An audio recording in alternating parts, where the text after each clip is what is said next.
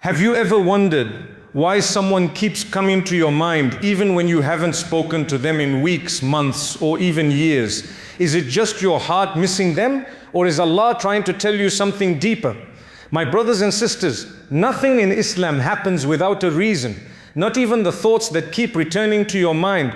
Today we're going to uncover the real spiritual reason behind this feeling, something most people never think about. Stay till the end, because once you understand this, it will completely change the way you see your emotions, your heart, and Allah's plan for you.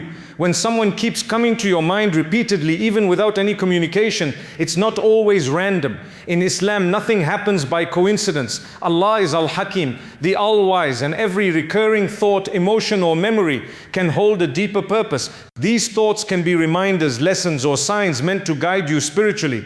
When a person remains in your thoughts, it may indicate that your heart is holding on to something unresolved, either emotionally, spiritually, or mentally. Sometimes Allah allows this to happen so you can recognize what needs healing or reflection. It might be love, guilt, regret, forgiveness, or a sense of loss that your soul is still processing. Allah wants you to look inward and understand what this connection truly means in your life, not to obsess over it, but to grow through it. The Quran reminds us that Allah is closer to us than our jugular vein. Surah Qaf 50 Pro 1. It might be an invitation to reflect on whether your feelings are leading you toward Allah or away from Him. Sometimes such thoughts appear as a spiritual mirror, showing you what's hidden inside your heart. Are you longing for emotional connection because you feel lonely or spiritually disconnected? Are you reminded of someone because you need to forgive, let go, or make dua for them? Every emotion serves a divine purpose when seen through the lens of faith. Allah may use these thoughts to purify your heart, to make you remember Him, or to strengthen your sabr or patience. However, it's also important to distinguish between emotional attachment and divine signs. Constant thoughts about someone do not always mean that person is your destiny. They may instead be a test, a way for Allah to observe how you handle your emotions. Will you let your heart be consumed by longing, or will you redirect that energy toward dua and closeness to Him? If Allah keeps bringing someone to your thoughts, try responding not with anxiety, but with spiritual curiosity. Ask yourself, what is Allah teaching me through this feeling? Is this person meant to be part of my journey, or just a reminder of something deeper? How can I use this experience to grow closer to Allah? In many cases, the hidden message behind constant thoughts is simply a call to turn your heart back to Allah, to find peace in His remembrance instead of attachment to creation. True calm comes when you surrender your emotions to the one who controls all hearts.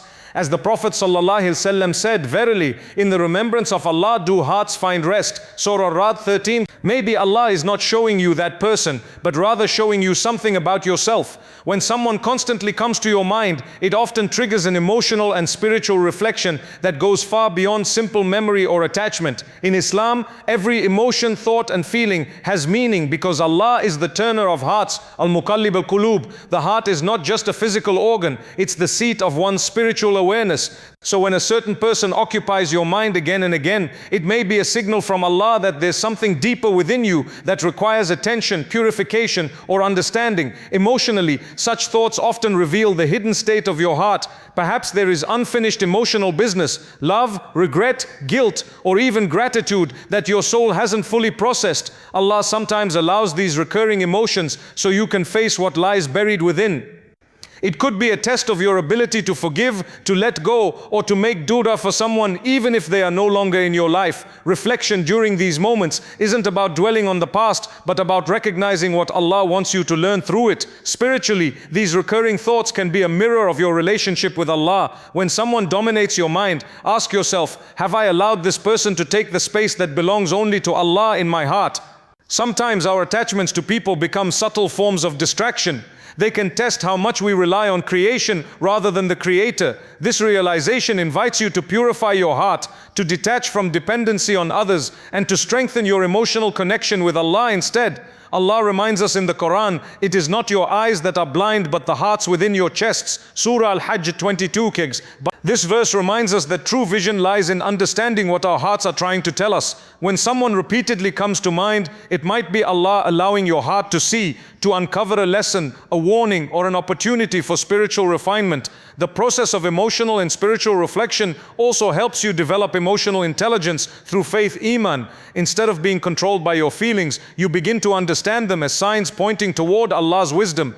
Perhaps this person was part of your life to teach you patience, humility, or compassion, or maybe their absence is a test to see if you trust Allah's plan even when you don't understand it. When your thoughts pull you towards someone, don't rush to interpret it as love, destiny, or a divine sign. Sit with the feeling, make dua, and let Allah guide you to clarity.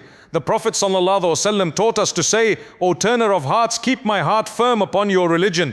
In truth, emotional and spiritual reflection isn't about the person you think of, it's about the state of your soul. Allah may be using that person as a mirror to show you what needs healing or what needs surrender. Through this awareness, your heart becomes lighter, your faith deeper, and your attachment shifts from creation to the Creator, where true peace is found. When someone repeatedly enters your thoughts, it's natural to wonder if it's simply coincidence or something deeper, perhaps a sign from Allah or a reflection of Qadr, divine destiny. In Islam, nothing happens without Allah's permission. Every thought, emotion, and connection occurs under His decree, and sometimes the people who stay in our minds are part of that divine plan, either as a lesson, a blessing, or a test. Allah says in the Quran, "Indeed, all things we created with Qadr," Surah Al-Qamar 54:49. This means that even the relationships and encounters we experience are written by Allah long before we live them. When a certain person keeps returning to your heart, it might be because they are part of your destiny, not necessarily in a worldly sense like marriage or companionship, but perhaps as a spiritual test to shape your soul. Allah might place someone in your path to teach you sabr, patience, ikhlas, sincerity, or tawakkul, trust in Him. However, it's important to approach such feelings with balance. Not every persistent thought is a divine sign that the person is meant for you. Sometimes it's a test of control and purification. Allah might be showing you that your heart is too attached to something temporary. When your thoughts revolve around someone more than they do around your Creator, it becomes an indication to realign your focus. Allah tests us by making us reflect on our attachments to see whether we place people above Him, even in subtle ways. At other times, constant thoughts about someone may indeed be part of Qadr unfolding. Allah can connect souls in unseen ways. The Prophet ﷺ said, "Souls are like assembled troops. Those that recognize one another will be in harmony, and those that do not will be in discord." This means that some spiritual bonds exist beyond explanation. Two souls may recognize each other in a way that transcends words or time. Yet, even if it is a destined connection, Islam teaches patience, purity, and prayer. Rushing toward assumptions or desires can lead to disappointment.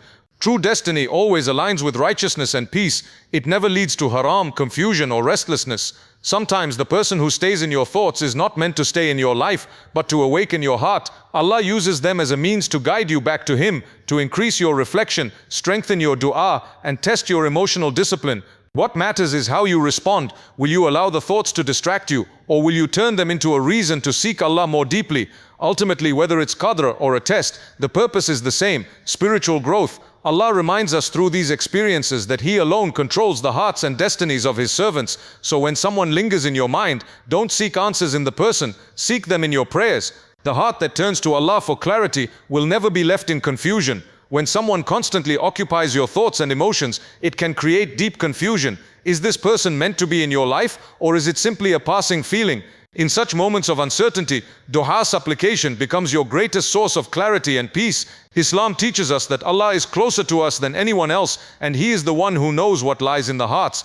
When you turn to Him sincerely, seeking understanding, He guides you in ways no one else can. Allah says in the Quran, "And when my servants ask you concerning me, indeed I am near. I respond to the call of the supplicant when he calls upon me." The Surah Al-Baqarah 286. This verse is a beautiful reminder that you are never alone in your confusion.